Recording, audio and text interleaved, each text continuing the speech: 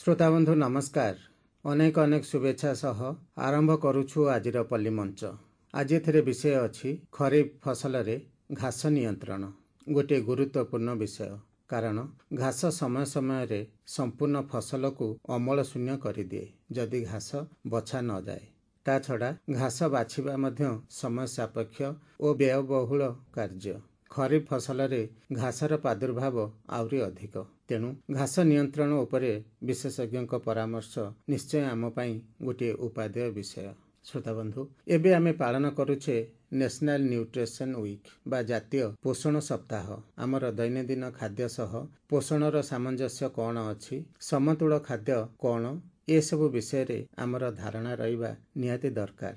विशेषज्ञ मतरे औषध आम रोग को भल करिपारे, किंतु आमे औषध ठारू खाद्य को बेसी गुरुत्व देबा दरकार, कारण खाद्य आमको सुस्थ सबल और निरोग रखिबारे साहाय्य करिवो। ए विषय मध्य आमे कार्यक्रमर शेष भागरे गोटे आलोचना सुनिबा।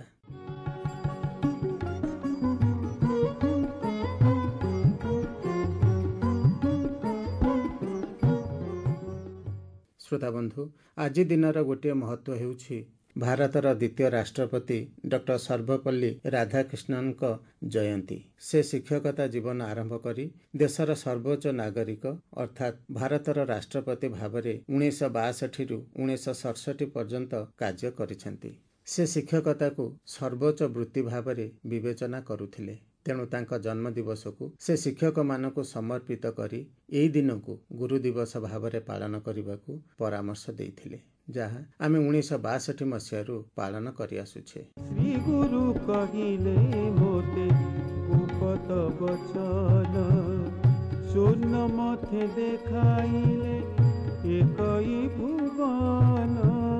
श्री गुरु कहिले मोते उपत बचन।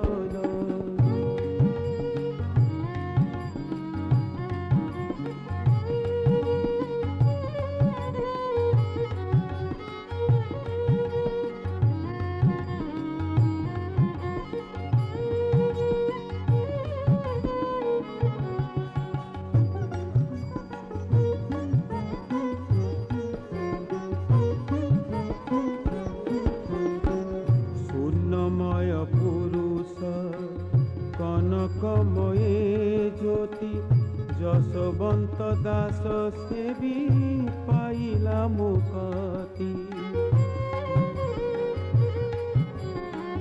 शून्यमय पुरुष कनकमये ज्योति जसवंत दास सेवी पाइला मुक्ति। श्री गुरु कहिले मोते गोपत बचन शून्य मथे देखाइले एकई भुवन। श्री गुरु कहिले मोते गोपत बचन। श्रोता बंधु, एथर पेटपाटणा कथा सुनिबा आजिर आलोचना खरीफ फसल रे घास नियंत्रण। विशेषज्ञ अछंती मनमोहन मिश्र, तांका सह कथा हेउचंती दुर्गा माझी। डॉक्टर मिश्र आसंतु आपनको स्वागत करूछु कार्यक्रम को। नमस्कार। नमस्कार डॉक्टर मिश्र, गोटे समय उपयोगी आलोचना। आमर जो 3 किसमर जो जमी अछि, जदि जमी सुखिला पड़िला ओदा रहिला पुणी सुखिला रहिला घास संख्या मध्ये बढ़िबो, तेणु सेही दृष्टिकोणरू ए गोटे गुरुत्वपूर्ण विषय जे खरीफ फसल रे घास नियंत्रण। ये जो घास लटा कौन कौन समस्या सृष्टि करिवो, विशेष करी खरीफ फसल जो धान कि अन्य मक्का कि मंडिया कि अन्य फसल जो गुड़ा सब आम करिबा से विषय टिके धारणा। तो खरीफ फसल रे अनेक प्रकार घास लटा देखा जाय थाए। मंजी लगाइबा ठारू फसल अमल पर्यंत हमर घास लटा मुख्य फसल सहित खाद्य सार, सूर्य किरण, जल और स्थान पर प्रतिद्वंदिता करतांती। फल मुख्य फसल को ए सब आवश्यक उपादान ठीक मात्रा मिल पारि नथाए और फसलर वृद्धि ठीक भाव में होई पारे नाही। अच्छा, परिशेष आम आशानुरूप आदाय मध्य पाई पारि नथाउ। तो अनामना घास लटा अमल करा जायते फसलर गुणात्मक मान मध्य कमाई दिए, जलसेचन और जल निष्कासन रे मध्य बाधा सृष्टि करताए एवं ए सब गुड़िक सफा करिवारे मध्य हमको अधिक खर्च मध्य बहन करिया पड़ता है। तो देखा जाइछि फसलर हाराहारी 39% माने क्षति केवल घास लटा जोगु होता है। अच्छा, यह रोग और पोक द्वारा होइथिबा क्षति ठारू बहुत मात्रा अधिका। एणु आमको फसल लगाइबार पूर्वरु ଘାସ ଲଟାକୁ ନିୟନ୍ତ୍ରଣ କରିବା ପାଇଁ ବିଭିନ୍ନ ପ୍ରକାରର ପଦକ୍ଷେପ ନେବା ଆବଶ୍ୟକ ରହିଛି। ଆଜ୍ଞା ହିସାବ କରି ଦେଖାଯାଇଛି ଯେ ଫସଲର 10% କ୍ଷତି 21 ନିୟୁତ ଟନ ଖାଦ୍ୟଶସ୍ୟ ସହିତ ସମାନ, ଯାହାକି ବାର୍ଷିକ ହାରାହାରି 10,000 କୋଟି ଟଙ୍କା ସାଙ୍ଗେ ସମାନ ହୋଇଥାଏ। ସେହିପରି ଘାସଲଟା ଆମର ଜମିରୁ ପ୍ରାୟ ହେକ୍ଟର ପ୍ରତି ବାର୍ଷିକ 10 କେଜି ଯବକ୍ଷାରଜାନ, 5 କେଜି ଫସ୍ଫରସ ଓ 10 କେଜି ପଟାସ ଖାଦ୍ୟସାର ବ୍ୟବହାର କରିଥାଏ। ହିସାବ କଲେ ଦେଖାଯାଏ ଏହା ସମଗ୍ର ଦେଶର ବାର୍ଷିକ 5,000 କୋଟି ଟଙ୍କାରୁ ଅଧିକ ମୂଲ୍ୟର ଖାଦ୍ୟସାର ସଙ୍ଗେ ସମାନ ଅଟେ। ଆଜ୍ଞା ଜମିରେ ଫସଲ ନଥିବା ସମୟରେ ଘାସଲଟା ମାନଙ୍କରେ ବିଭିନ୍ନ ପ୍ରକାର ରୋଗ ଜୀବାଣୁ ଆଶ୍ରୟ ନେଇଥାନ୍ତି, ଫଳରେ ମୁଖ୍ୟ ଫସଲରେ ଏହା ବିଭିନ୍ନ ପ୍ରକାର ରୋଗ ସଂକ୍ରମଣର ମୁଖ୍ୟ କାରଣ ହୋଇଥାଏ।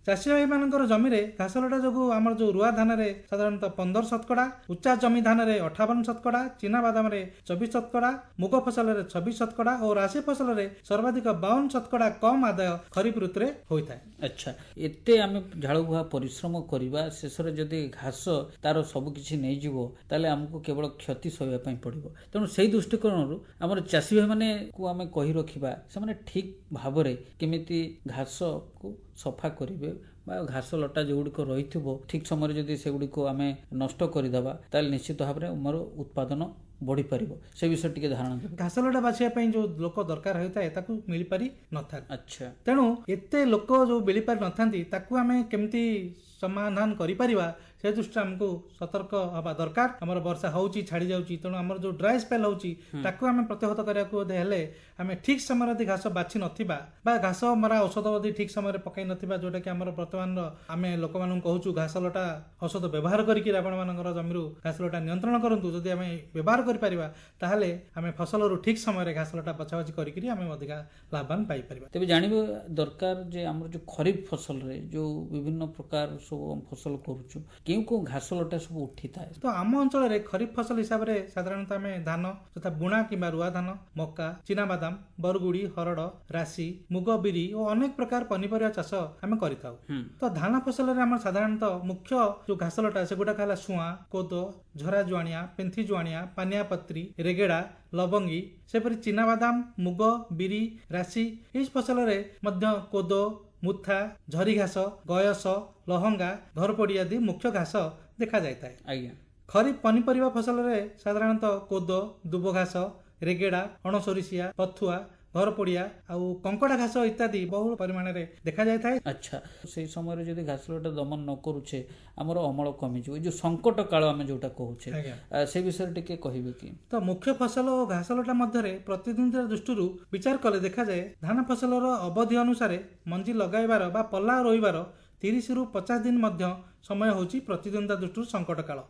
ଏହା ବ୍ୟତୀତ ଅନ୍ୟ ଫସଲରେ ସଙ୍କଟ କାଳ ଗୁଡ଼ିକ ହେଲା ଯଥା ଚିନାବାଦାମର ମଞ୍ଜି ଲଗାଇବାର 30ରୁ 40 ଦିନ ମଧ୍ୟରେ, ରାଶି ଫସଲରେ 25ରୁ 40 ଦିନ ମଧ୍ୟରେ, ବରଗୁଡି ଫସଲରେ 30ରୁ 40 ଦିନ ମଧ୍ୟରେ, ହରଡ଼ ଫସଲରେ 20ରୁ 60 ଦିନ ମଧ୍ୟରେ, ଝୋଟ ଫସଲରେ 20ରୁ 30 ଦିନ ମଧ୍ୟରେ ଏବଂ ଡାଲି ଜାତୀୟ ଫସଲରେ 20ରୁ 30 ଦିନ ମଧ୍ୟରେ ଏହି ସଙ୍କଟ କାଳ ଆମର ଥାଏ। ଏହି ସମୟସୀମା ଭିତରେ ଯଦି ଘାସ ଲଟା ଆମ ଜମିରେ ରହିବ ତାହେଲେ ଘାସ ଲଟା ଆମ ମୁଖ୍ୟ ଫସଲ ସହିତ ପ୍ରତିଦ୍ୱନ୍ଦିତା କରିକି ତାର ଅମଳ କମେଇଥିବ। ତେଣୁ ଏହି ଘାସ ଲଟାକୁ ପରିଷ୍କାର କରିଦେବା ଦରକାର। ଘାସକୁ ପରିଚାଳନା କରିବା ପାଇଁ ସମନ୍ୱିତ ଉପାୟରେ କେମିତି କଣ ବ୍ୟବସ୍ଥା ରହିଛି? ପ୍ରତିଷେଧକ ଉପାୟ ହେଲା ପରିଷ୍କାର ମଞ୍ଜି ବ୍ୟବହାର କରିବା, ସଢା ଗୋବର ଖତ ଆମେ ବ୍ୟବହାର କରିବା। ଆମେ ଦେଖିବା ଯଦି ଗୋରୁ ଗାଈ ଯୋଉ ପଶୁମାନେ କ୍ଷେତ୍ରରେ ମାନେ ପ୍ରବେଶ ନ କରିବା, ତ ଜଳସେଚନ ଯୋଉ ପ୍ରଣାଳୀରେ ଆମେ କରୁଛେ ତାକୁ ପରିଷ୍କାର ପରିଚ୍ଛନ୍ନ ରଖିବା।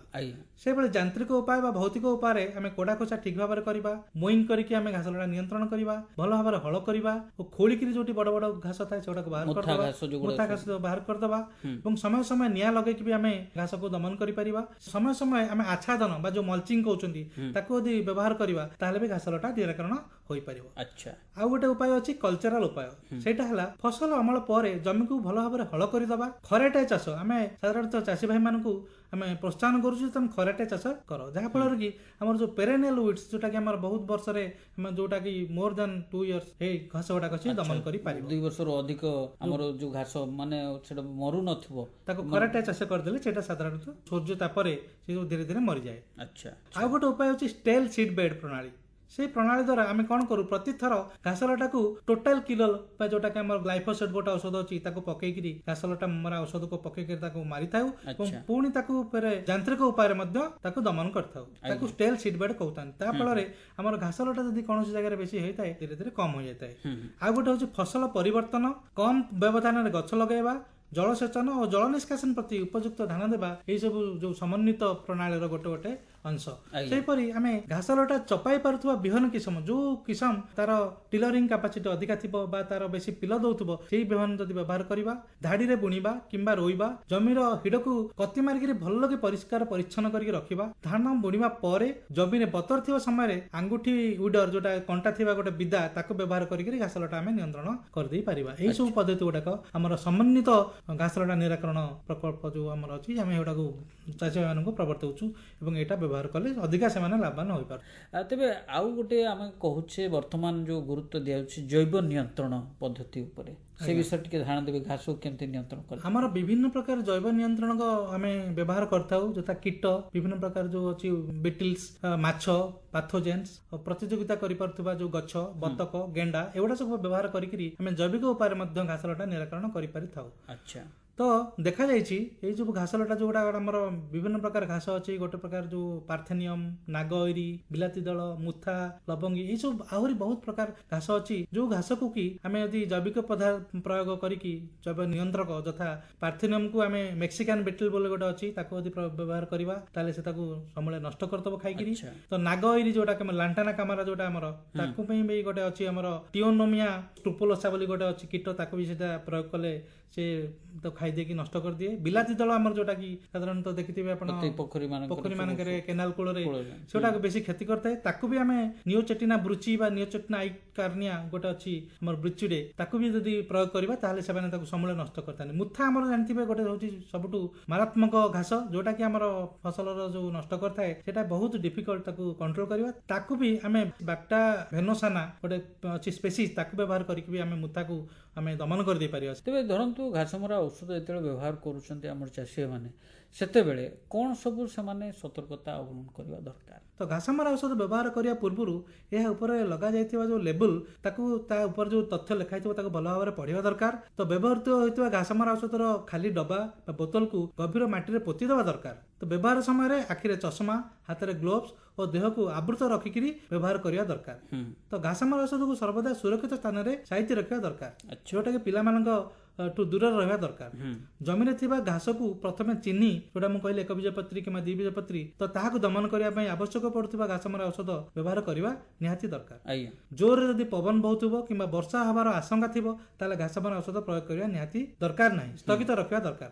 ତ ପ୍ରତ୍ୟେକ ବ୍ୟବହାର ପରେ ସ୍ପ୍ରେୟରକୁ ଭଲ ଭାବରେ ଆମେ ଧୋଇଦେବା ଦରକାର। ଏକରକୁ 200 ଲିଟର ପାଣି ନିହାତି ଦରକାର, ତାଠୁ କମ ହେଲେ ଅସୁବିଧା, ଅଧିକା ହେଲେ ବି ଅସୁବିଧା। ଗଛ ଲଗେଇବାର ବା ଗଛ ଉଠିବାର 15-20 ଦିନ ବା 21-25 ଦିନ ଭିତରେ ସେଥିରେ ଗୋଟେ ଅଠା ବ୍ୟବହାର କରିବା ନିହାତି ଦରକାର।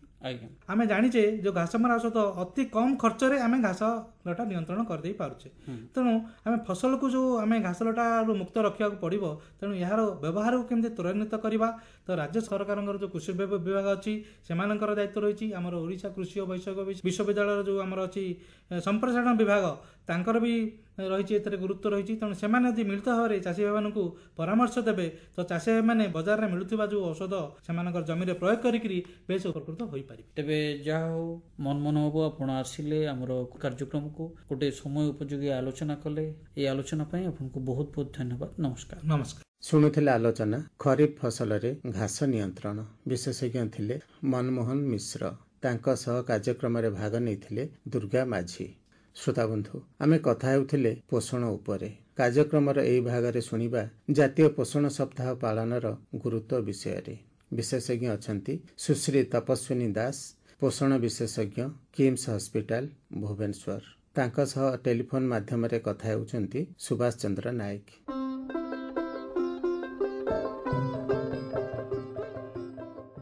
ମ୍ୟାଡ଼ାମ ନମସ୍କାର। ଆପଣ ଜାଣିଛନ୍ତି ଆମେ ବର୍ତ୍ତମାନ ପୋଷଣ ସପ୍ତାହ ପାଳନ କରୁଛେ।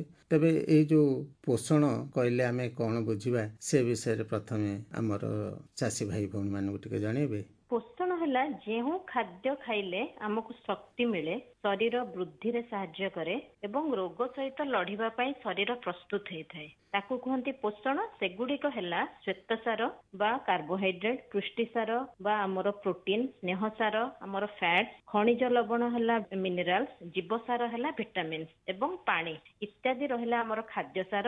ଏବଂ ଆମର ପୋଷଣ ଗୋଟେ ସୁପୋଷଣ ଅଛି, ଗୋଟେ କୁପୋଷଣ ଅଛି। ସୁପୋଷଣ ହେଲା ଏଇ ସବୁ ଶ୍ୱେତସାର, ପୁଷ୍ଟିସାର, ସ୍ନେହସାର, ଖଣିଜ ଲବଣ, ଜୀବସାର, ପାଣି ଇତ୍ୟାଦି ଇତ୍ୟାଦିକୁ ନେଇ ସୁପୋଷଣ। କୁପୋଷଣ ହେଲା ତାର ବିପରୀତ, ଯେମିତି ଶ୍ୱେତସାର, ଯେମିତି ଚାଉଳକୁ ଯଦି ଆମେ ତେଲରେ ଫ୍ରାଏ କରିକି ବା ମାନେ ଯେମିତି ବିରିୟାନୀ ପ୍ରସ୍ତୁତ କରୁଛେ ତେଲ ଘିଅରେ ବହୁତ ମାତ୍ରାରେ ଦେଇ କରୁଛେ, ତ ସେଇଟାକୁ ହେଇଯାଏ କୁପୋଷଣ।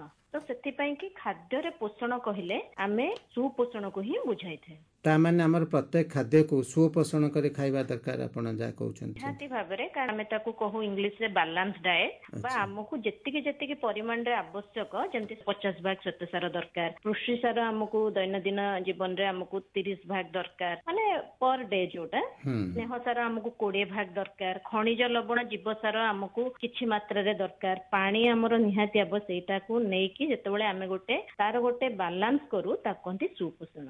ଆଚ୍ଛା, ବର୍ତ୍ତମାନ ଆମେ ଦେଖିବା ପୋଷଣ ଅଭାବ ହେଲେ ଆମର ସାଧାରଣତଃ ବଡ଼ ଲୋକମାନଙ୍କୁ କ'ଣ ଲକ୍ଷଣ ଦେଖାଯାଏ କିମ୍ବା ସେମାନେ କୋଉ ଅସୁବିଧାରେ ପଡ଼ନ୍ତି, ସେ ବିଷୟରେ ଆପଣ ଟିକେ କୁହନ୍ତୁ। ନିହାତି ଭାବରେ, ଯେତେବେଳେ ଆମେ ସୁପୋଷଣର ଅଭାବ ହୁଏ, କୁପୋଷଣ ଆଡକୁ ଆମେ ଯାଉ, ସେତେବେଳେ ବଡ ଲୋକଙ୍କ ପାଖରେ ମଧ୍ୟ ଲକ୍ଷଣ ଦେଖାଯାଏ। ଯେମିତି ଓଜନ ବହୁତ ମାତ୍ରାରେ ବଢିଯିବା ବା ଓଜନ କ୍ରମଶଃ ବହୁତ କମିଯିବା, ଚୁଟିଟା ଯେମିତି ଆମର ଅଛି ସେଟା ଝଡିଯିବା, ପତଳା ହେଇଯିବା, ଚର୍ମ ଶୁଖିଯିବା, ଓଲ୍ଡ ଏଜ ହେଲା ବେଳେ ଯେମିତି ଚର୍ମଟା ଢିଲା ହେଇଯାଏ ସେମିତି ନାହିଁ, ନଖ ଖରାପ ହେଇଯାଏ, ଏଇ ସବୁ ଜିନିଷ ଆମର ବଡ ଲୋକଙ୍କ ପାଖରେ ଦେଖାଯାଏ। ଆଉ ଛୋଟ ପିଲାମାନଙ୍କ ପାଇଁ? ଛୋଟ ପିଲାଙ୍କର ପ୍ରଥମେ ତ ଆମେ ଛୋଟ ପିଲାଙ୍କ ହେଲା ତାର ବଢିବା ବୟସ, ଯେତେବେଳେ ଆମେ ଦେଖିବା ଓଜନ ଅନୁସାରେ ବା ତା ବୟସ ଅନୁସାରେ ଯଦି ଉଚ୍ଚତା କମିଯାଏ, ସେଇଟା ହେଲା ପୋଷଣ ଅଭାବ, ରକ୍ତହୀନତା, ଝାଡା ବାନ୍ତି ଜ୍ୱର, ଏଇଟା କମନ ହେଇଯାଇଥାଏ। ପୋଷଣ ଅଭାବ ଯେତେବେଳେ ଛୋଟ ପିଲାଙ୍କ ମଧ୍ୟରେ ଦେଖାଯାଇଥାଏ। ଆଚ୍ଛା, ଆମେ ଏଠି ଛୋଟ ପିଲା ଏବଂ ବଡ ଲୋକଙ୍କ କଥା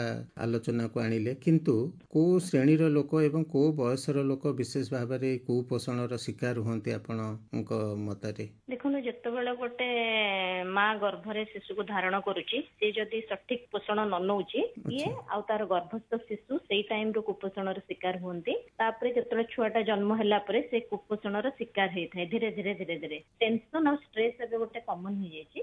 ତ ସେଇ ଭଳିଆ ଗତି କଲା ଭିତରେ ଆମର ବଡ ଲୋକଙ୍କ ପାଖରେ ମଧ୍ୟ ଏଇଟା ଦେଖାଯାଏ। ଆଉ ସ୍ତ୍ରୀ ଲୋକମାନଙ୍କ ଇଏରେ ଯେତେବେଳେ ତାଙ୍କର ଗୋଟେ ରିପ୍ରଡକ୍ଟିଭ ଏଜ ହଉଛି, ଯେମିତି 19 ରୁ 49 ବର୍ଷକୁ ଆମେ ରିପ୍ରଡକ୍ଟିଭ ଏଜ କହୁ ନା, ତ ସେଇ ଅବସ୍ଥାରେ ମଧ୍ୟ ତାଙ୍କର ମାସିକ ଧର୍ମ ପାଇଁକି ତାଙ୍କର ମଧ୍ୟ ରକ୍ତହୀନତାର ଶିକାର ହେଇଥାନ୍ତି। ଯୋଉ କିଶୋରୀ ବାଳିକା ମାନେ ମଧ୍ୟ ରକ୍ତହୀନତାର ଶିକାର ହେଇଥାନ୍ତି। ଏହାର କୌଣସି ମାନେ ବୟସ ସୀମା ନଥାଏ। ମୁଁ କହିଲି ଗର୍ଭସ୍ଥ ଶିଶୁଠୁ ନେଇକି ଆମର ବୃଦ୍ଧାବସ୍ଥା ଯାଏଁ ଆମର କୁପୋଷଣରେ କିଏ ବି ଶିକାର ହେଇପାରିବେ ଯଦି ଏଇ ସବୁ ଜିନିଷ ଇମ୍ବାଲାନ୍ସ ହଉଛି। ଏଥିରୁ ସେମାନେ ରକ୍ଷା କେମିତି ପାଇବେ ଆପଣଙ୍କ ମତରେ? ପ୍ରଥମେ ଆମେ ଦେଖିବା ସୁସ୍ଥ ପରିବେଶ, ଆମର ଏନଭାୟରମେଣ୍ଟ ବା ପରିବେଶକୁ ସବୁବେଳେ କ୍ଲିନ ରଖିବେ, ନହେଲେ ସେଇଠାରୁ ଆମର ଇନଫେକ୍ସନ ସ୍ପ୍ରେଡ ହୁଏ ବା ସଂକ୍ରମଣ ଆମ ବଡିକୁ ଆସେ ଯଦି ପରିବେଶ ଖରାପ ଥାଏ।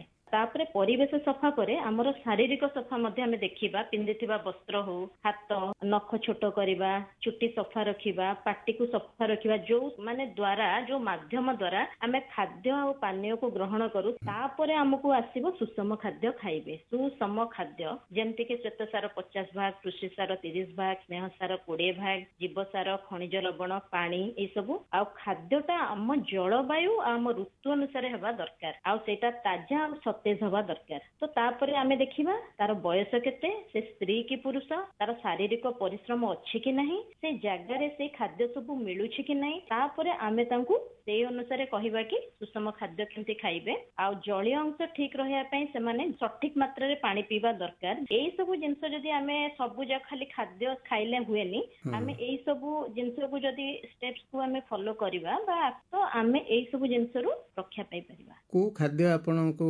ଲାଗେ ଯେ ଏଇଟା ପୋଷଣ ଯୁକ୍ତ କିମ୍ବା ଏଇଟା ଖାଇବା ଦରକାର ସମସ୍ତଙ୍କ ପାଇଁ? ଯେମିତି କହିଲି, ଶ୍ୱେତସାର ଆମକୁ ଶକ୍ତି ଦିଏ। ଆମେ ଯଦି କହିବା ଆମେ ଭାତ, ରୁଟି, ଚୁଡା, ଗହମ ଏଇ ସବୁ ଜିନିଷକୁ ଆମେ ଛାଡିଦବା, ତ ସେଇଥିରେ ଆମର ଶକ୍ତି କମିଯିବ। ତେଣୁକରି ଶକ୍ତି ପାଇଁ 50% ଆମକୁ ଶ୍ୱେତସାର ଦରକାର। ତା ମାନେ ଆମକୁ ଯେମିତିକି ଭାତ, ଉଷୁନା ଭାତ ହଉ, ଅରୁଆ ଭାତ ହଉ, ଖେଚୁଡି ହଉ, ହେଲା, ଏଇ ସବୁ ଜିନିଷ ଯେମିତି ଚୁଡା, କଦଳୀ, ଗୁଡ, ଆମର ଯେମିତି ପୌରାଣିକ ବା ଟ୍ରାଡିସନାଲ ଫୁଡ ଥିଲା ଏଇଟା, ତ ଆମେ ତା ଦେହରେ ତେଲ ଲୁଣର ବ୍ୟବହାର ହେଲାନି, ତ ସେଇଟା ଆମକୁ ପୋଷଣ ଯୁକ୍ତ ଆହାରକୁ ଆମେ ଗଣୁଛୁ। ଏବେ ମିଲେଟ୍ସ ମଧ୍ୟ ବହୁତ ମାତ୍ରାରେ ଭଲ, ତ ମାଣ୍ଡିଆ ଯାଉ ମଧ୍ୟ ଆମେ ଆଗରେ କରିକି ଖାଉଥିଲେ। ତ ଏଇ ସବୁ ଜିନିଷ ହେଲା ଆମର ସୁଷମ ଖାଦ୍ୟ। ତାପରେ ପୁଷ୍ଟିସାରରେ ଆପଣଙ୍କୁ ଯେମିତି ଆମର ଡାଲି, ମଟର, ବୁଟ, ଏଇ ସବୁ ଜିନିଷ ଖାଦ୍ୟକୁ ସାମିଲ ରଖିବା ଦରକାର। ଆଉ ରହିଲା ବାକି ସ୍ନେହ ସାରରେ ବାଦାମ ମଞ୍ଜି, ରାଶି ମଞ୍ଜି, ପାଣି କଖାରୁ ମଞ୍ଜି, ଯେତେ ସବୁ ମଞ୍ଜି ସବୁ ରହିଲା ସେଇଥିରେ ଫ୍ୟାଟ ଥାଏ, ଭଲ କ୍ୱାଲିଟିର ସ୍ନେହ ସାର ତା ଦେହରେ ଥାଏ। ଆଉ ଖଣିଜ ଲବଣ ଜୀବସାର ଭିତରେ ଆମର ଯେତେ ଆମର ଶାଗ ପନିପରିବା ରଙ୍ଗ ବିରଙ୍ଗରେ ଯେତେ ଲାଲି ବାଇଗଣୀ ସବୁଜ ଏଇ ସବୁ ରଙ୍ଗ ବିରଙ୍ଗ ଆଣ୍ଟି ଅକ୍ସିଡାଣ୍ଟ ଯୋଉଟା ସେଇଟା ଆମକୁ ରୋଗ ପ୍ରତିରୋଧକ ଶକ୍ତିକୁ ବଢାଏ ଆଉ କୌଣସି ରୋଗକୁ ଆମ ବଡିରେ ପ୍ରବେଶ କରିବାକୁ ଦେଇନଥାଏ। ତ ଖଣିଜ ଲବଣ ଜୀବସାର ବହୁତ ଦରକାର। ଆଉ ପାଣି ଆମକୁ ହଜମରେ ସାହାଯ୍ୟ କରେ ଏବଂ ଆମ ଶରୀରକୁ ତାଜା ରଖେ। ତ ସେଥିପାଇଁ ଜଳୀୟ ଅଂଶ ନିହାତି ଦରକାର। କିନ୍ତୁ ଗୋଟିଏ ଚାଷୀ ପରିବାରରେ ପୋଷଣର ଅଭାବ ରହିବା କଥା ନୁହେଁ ନା କଣ କହୁଛନ୍ତି? ନିହାତି ଭାବରେ ଆକ୍ଚୁଆଲି ଗାଁରେ କୁପୋଷଣର ସମ୍ଭାବନା ବହୁତ କମ ଥାଏ, କିନ୍ତୁ ସେମାନଙ୍କୁ ଯଦି ଆମେ ଗୋଟେ ଆୱାରନେସ କରିବା ବା ଆମେ ତାଙ୍କୁ ସଚେତନ କରିବା କି ଆପଣ ମାନେ ଯୋଉ ଖାଦ୍ୟ ଖାଉଛନ୍ତି କେମିତି ଖାଇବେ, କୋଉ ପ୍ରକାରରେ ଖାଇବେ, କୋଉ ସମୟରେ ଖାଇବେ, ତ ସେଇଟା ସେ ଜାଣିଗଲା ପରେ ଗାଁରେ ଆକ୍ଚୁଆଲି କୁପୋଷଣ ହବନି। କାରଣ ସେଥିରେ ତ ଅପମିଶ୍ରଣ ନଥାଏ, ତାଙ୍କର ଋତୁ ଅନୁସାରେ ପନିପରିବା ହୁଏ, ସବୁ ଜିନିଷ ହୁଏ। ସେଥିପାଇଁ ସେମାନଙ୍କର ଭାତ ଭଜ ପଖାଳ ସେଥିରେ ପ୍ରୋବାୟୋଟିକ ଥାଏ। ଆମର ଯେତେବେଳେ ଏସିଡିଟି ଗ୍ୟାଷ୍ଟ୍ରାଇଟିସ୍ ହଉଛି ତ ଆମେ ତାକୁ ସଜ ପଖାଳ 4 ରୁ 6 ଘଣ୍ଟା ଭାତରେ ପାଣି ପୁରେଇକି ରଖିକି ମଧ୍ୟ ଆମେ ତାକୁ ଖାଇପାରିବୁ। ତା ଦେହରେ ଆମେ ଯେମିତି କି ଅଦା ଲେମ୍ବୁ ଏଇ ସବୁ ଜିନିଷ ଦେଇକି ମଧ୍ୟ ଖାଇପାରିବା। ବହୁତ ଭଲ ପ୍ରୋବାୟୋଟିକ ଆମ ସଜ ପଖାଳ। ଆମେ ବିଭିନ୍ନ ପ୍ରକାର ସେଇଠି ଆମର ଶାଗ ଯେମିତି ସଜନା ଶାଗ ଆଉ ଆମର ଯେତେବେଳେ ସବୁଠୁ ବେଶୀ ଆଇରନ ରହୁଛି ଆମର ଫୁଲକୋବି ଶାଗରେ। ଆମେ ଫୁଲକୋବି ଖାଉ, ଶାଗଟାକୁ ଫୋପାଡ଼ି ଦଉ। ଆମକୁ ଦୈନନ୍ଦିନ ଆଇରନ ଦରକାର 30 mg ଆଇରନ ଆମକୁ ଗୋଟେ ଦିନରେ ଦରକାର। କିନ୍ତୁ ଆମେ ଯଦି 100 ଗ୍ରାମ କୋବି ଶାଗ ଖାଇ ଦଉଛୁ ଯୋଉଟା କି ବହୁତ ଶସ୍ତା, ଆଇରନ ଟାବଲେଟ କିଣିବାକୁ ପଡିବନି, ଡକ୍ଟରଙ୍କ ପାଖକୁ ମାନେ ଫିସ୍ ଦେଇକି ଯିବାକୁ ପଡିବନି। ଆମେ କୋବି ସିଜନ ଯଦି କୋବି ଶାଗ ଆମେ ଖାଉଛେ ସେତେବେଳେ ଆମକୁ ଆଇରନ ଅଭାବ ହେଇନଥାଏ। ତ ଆମେ ମାନେ ଗାଁ ଗହଳି ମାନଙ୍କରେ ଏତେ ପଇସା ଖର୍ଚ୍ଚ କରିବା ମଧ୍ୟ ଦରକାର ନାହିଁ ପୋଷଣ ପାଇଁ। ତ ସେଇ ଯୋଉ ଛୋଟ ଛୋଟ ଜିନିଷ ସେମାନେ ବୁଣିଦେବେ ବା କିଚେନ ଗାର୍ଡେନ ତାକୁ ଆମେ କହୁଛୁ, ବାଡି ବଗିଚାରେ ପକେଇଦେଲେ ତାଙ୍କର ହେଇଯାଏ। ତ ଏବେ ଆମର କଣ ହଉଛି ନା ରକ୍ତହୀନତା ଚାରିଆଡେ ଅଛି। ଯେମିତି କି ଆମର ଗର୍ଭବତୀ ହେଲା, କିଶୋର ବାଳିକା ତ ଏଇ ମାନଙ୍କର ରକ୍ତହୀନତା ଯୋଉ ଦେଖାଯାଉଛି, ସେମାନେ ଏଇ ସବୁ ଛୋଟ ଛୋଟ ଜିନିଷ ଯୋଉଥିରେ ପଇସା ଆମର ଖର୍ଚ୍ଚ କରିବା ଦରକାର ନାହିଁ। ଚାଷୀ ପରିବାରରେ ଲେମ୍ବୁ ଚାରିଆଡେ ଥାଏ, କମଳା ଲେମ୍ବୁ, କାନ୍ଧିଆ ଲେମ୍ବୁ, ଗୋଟେ ଖାଇଦେଲେ ଭିଟାମିନ ସି କଣ କରେ, ଆଇରନ କୁ ଆବଜର୍ବ କରେ। ତା ଛଡା ସେମାନେ ରାଶି, ଚିନାବାଦାମ, ଡାଲି, ପନିପରିବା, ଶାଗ ପ୍ରଚୁର ପରିମାଣରେ କରନ୍ତି। ତ ଯଦି ଗାଈ ତାଙ୍କ ଘରେ ଥିବ ସେଥିରେ ସଜ ଦହି ଆସିଯିବ, କ୍ଷୀର ଆସିବ, ଘିଅ ଆସିବ। ତ ସେମାନଙ୍କୁ କୁପୋଷଣର ମାତ୍ରା ବହୁତ କମିଯିବା କଥା। ଫଳ ଭିତରେ ଦେଶୀ ଫଳ କଦଳୀ, ନଡିଆ, ପିଜୁଳି, ଅମୃତଭଣ୍ଡା, ଆଖୁ, କାକୁଡି, କୋଳି, କଷା କୋଳି, ଆମ୍ବ, ପଣସ, ସପୁରୀ ଯେତିକି ଆମର ବାଡି ବଗିଚାରେ ହେଇପାରିବ, ତ ସେଇଥିରେ ତାଙ୍କ ରକ୍ତହୀନତା, ଭିଟାମିନ, ମିନେରାଲ୍ସ ଏଇ ସବୁ ଜିନିଷଟା ଅଭାବ ହେଇନଥାଏ। ଆଉ ରାଶି, ବାଦାମ, ଗୁଡ ଏତେ ସୁନ୍ଦର ଜିନିଷ, କ୍ୟାଲସିୟମ ଅଭାବ ଯୋଉ ଗୋଡ ବିନ୍ଧିବା, ଚୁଟି ଝଡିଯିବା, ନଖ ମରିଯିବା ଏସବୁ ଜିନିଷ ବେଶୀ ଦେଖାଯାଉଛି। ସେମାନେ ବହୁତ ହେଇଯାଉ ଚିନ୍ତାରେ ପଡି ଯାଉଛନ୍ତି, ଏମିତି କାହିଁକି ହଉଛି, ଆମେ କେତେ କ୍ୟାଲସିୟମ ଟାବଲେଟ ଖାଇବୁ। ତ କ୍ୟାଲସିୟମ ଟାବଲେଟ ଯଦି ବେଶୀ ଅଭାବ ଅଛି, ଆପଣ କ୍ୟାଲସିୟମ ଟାବଲେଟ ସହିତ ଖାଦ୍ୟକୁ ମଧ୍ୟ ସାମିଲ କରନ୍ତୁ। ଯେମିତି କି ରାଶି, ବାଦାମ, ଗୁଡର ଲଡୁ ବନେଇବା ଘରେ, ତାକୁ ଖାଇବା। କିଛି ପିତା କଷା ଫଳ ଖାଇବା, ପିତାରେ କଲରା, ଲିମ୍ବ, ମେଥି କେତେ ଜିନିଷ ଅଛି ଆମେ ଖାଇପାରିବା। କଷାରେ ବିଭିନ୍ନ ପ୍ରକାର କୋଳି ସବୁ ରହିଲାଣି। ତ ପିତା, କଷା, ମିଠା ଏସବୁ ଜିନିଷକୁ ଯଦି ଆମେ ଗୋଟେ ଯେମିତି ସୁପୋଷଣ କଲେ ଗାଁ ଗହଳିରେ ଚାଷୀ ପରିବାର ମାନେ ସେମାନେ କୁପୋଷଣର ଶିକାର ହେବେ ନାହିଁ। ସେମାନେ ଜାଣିପାରନ୍ତି କି କାହା ସାଙ୍ଗରେ କଣ ଖାଇଲେ ଆମକୁ ଆକ୍ଚୁଆଲି ପୋଷଣଟା ଆମ ବଡିରେ ଆବଜର୍ବ କରିବ, ତ ତାଙ୍କୁ କୁପୋଷଣ ସେମାନେ ମାନେ ହବା ଉଚିତ ନାହିଁ। ଯୋଉମାନେ ନିରାମିଷାଶୀ କୋଉ ଖାଦ୍ୟ ଖାଇଲେ ସାହାଯ୍ୟ କରିବ ପ୍ରୋଟିନ ପାଇବା ପାଇଁ? ପ୍ରୋଟିନ ସବୁଠୁ ଅଧିକା ରହୁଛି ଆମର ପ୍ରାଣୀଜ ଯୋଉଥିରେ ଖାଦ୍ୟରେ ବେଶୀ ଥାଏ ପ୍ରୋଟିନ ଟା, ଯେମିତି କ୍ଷୀର, ଛେନା, ଦହି। ଆଉ ଯଦି ଆମର ଦେଖିବା ଶସ୍ୟ ଜାତୀୟ ଜିନିଷ ଭିତରେ ସବୁଠୁ ବେଶୀ ରହୁଛି ସୋୟା ମଞ୍ଜିରେ। ତ ଆମେ ଯଦି ସୋୟା ଯୋଉ ବଡିଟା ଆମେ ଆଣୁଛୁ, ବଡି ବଦଳରେ ସୋୟାର ଛୋଟ ଛୋଟ ମଞ୍ଜି ମିଳୁଛି। ତ 100 ଗ୍ରାମ ସୋୟା ମଞ୍ଜିରେ 43% ତାଙ୍କୁ ପ୍ରୋଟିନ ମିଳିଯାଏ। ଆମେ ତ 100 ଗ୍ରାମ ଦିନକୁ ଖାଉନେ, ଆମେ ଯଦି 50 ଗ୍ରାମ ବି ଅଧା ବି ସୋୟା ମଞ୍ଜି ବି ଯଦି ଆମେ କିଛି ତରକାରୀ କରି ଖାଉଛେ, ସିଝେଇକି ଖାଇବା, କ୍ଷୀର ଦେଇକି ବାଟିକି ବି ପିଲାଙ୍କୁ ଦଉଛେ କି ବଡ ଲୋକ ଖାଉଛେ, ତାଙ୍କୁ ପ୍ରୋଟିନ ଅଭାବ ରହିବନି। ପୋଷଣ ଜନିତ ସମସ୍ୟା ଦୂର କରିବା ପାଇଁ ସରକାରୀ ସ୍ତରରେ ବହୁତ ପଦକ୍ଷେପ ନିଆଯାଉଛି। ଆମେ ବି ପାଳନ କରୁଛେ ପୋଷଣ ସପ୍ତାହ। ଏଇ ସବୁ ସରକାରୀ ସ୍ତରରେ କଣ କଣ ସବୁ ସୁବିଧା କରାଯାଇଛି ସେ ବିଷୟରେ ଟିକେ ଜଣେଇବେ କି ଆପଣ? ଆମର ନିହାତି ଭାବରେ सरकार मध्य बहुत चेष्टा करुछंती हमर राज्यरू हो कि आम देशरू एटा नेशनल न्यूट्रिशनल वीक चली तो हमर राष्ट्रीय स्तर हो कि हमर राज्य स्तर हो से चाहूचंती कि हमको हमर हला कुपोषण मुक्त भारत आ गोटे हला एनीमिया मुक्त भारत करिया पे तांगर बहुत चेष्टा चलैचंती सेति बहुत बड़ा प्रोग्राम मध्य करंती जेमति कि हमर ICDS program integrated child development service जोटा रहउची अंगनबाड़ी तांकु मध्य सेठी पोषण मिलुची छतुआ अंडा किछि लडू माने सीरियल्स प्रोडक्ट्स ए सब दउछंती आ जो माने गर्भधारण करूछंती सेमानकु मध्य अंडा छतुआ सहित आयरन टैबलेट मध्य दउछंती जो माने स्तन्यपान करूछंती सेमानकु मध्य से स्तन्यपान रो 6 मास जाय तांकु मध्य खाद्य सहित आयरन बटिका दउछंती कैल्शियम बटिका दउछंती आ गोटे हला किशोरी बालिका मानकु मध्य रक्तहीनता पई कि सेठी मध्य आईसीडीएस रे तांकु दिया होउची तो ता छडा हमकु गोटे अछि हमर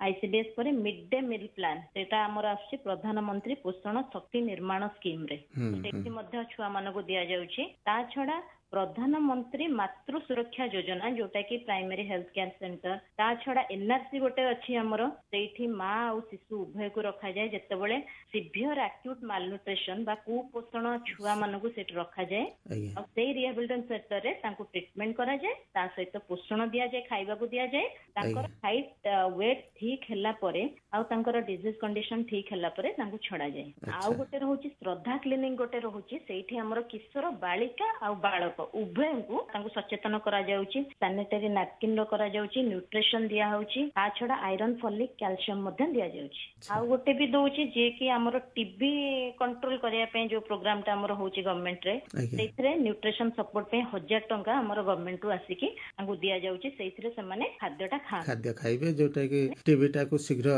से माने उपशम पाइबे टीबी निहाती से माने बेसी कुपोषण हला हमर टीबी सेथरे बहुत मृत्युवरण करंती सेति पई सेटा गवर्नमेंट 1000 टंका दउची ता छडा एनजीओस भी किछ हेल्प करी कि आहुरी 500 रो खाद्य तांकु जोगौछंती तो पोषण केते जरूरी माने रोगटा को कंट्रोल ले रखिबो मेडिसिन किंतु देह को सुस्त करिवो पोषण निश्चय निश्चय ए वर्षर बाता अछि eat right for a better life से विषय कोन कहबे निहाती ईट राइट माने गोटे भलो जीवन यापन पई कि हमकु कोन ठीक सब तो भलो जेंति पूरी भी भलो सिंगडा भी भलो सेई सब जिंस भी लोक खाउचंती ता धरे से माने जणे चूड़ा गुड़ आ नडिया कदली एटा भी खाउचंती जणे पूरी तरकारी मध्य खाउचंती सेइथरो सुपोषण हैला हमर चूड़ा नडिया गुड़ ए सब जिंस रे हमकु कैल्शियम मिलुची आयरन मिलुची कार्बोहाइड्रेट मिलुची सब मिलिला किंतु आमे जोटा सिंगडा बा बरा की हमर पूरी तरकारी खाइबो तो सेइथरे केवल फ्राइड हमकु खाली ट्रांस फैट मिलिला जोटा की रक्त रे धमनी रे हमर सेई चर्बीटा जमा हला परे हमर मेदबहुलता हेथाय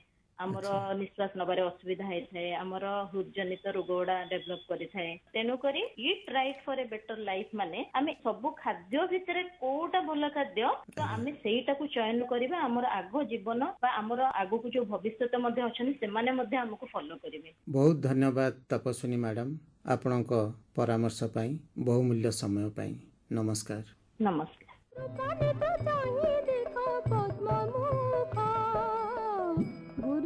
पादे मोते रखो हो गुरुदेव पादे मोते रखो हो गुरुदेव पादे मोते रखो। श्रोता बंधु आजिर कार्यक्रम को एट शेष करूछु मतामत जणाइबा को भूलिबेनी रहउछु नमस्कार।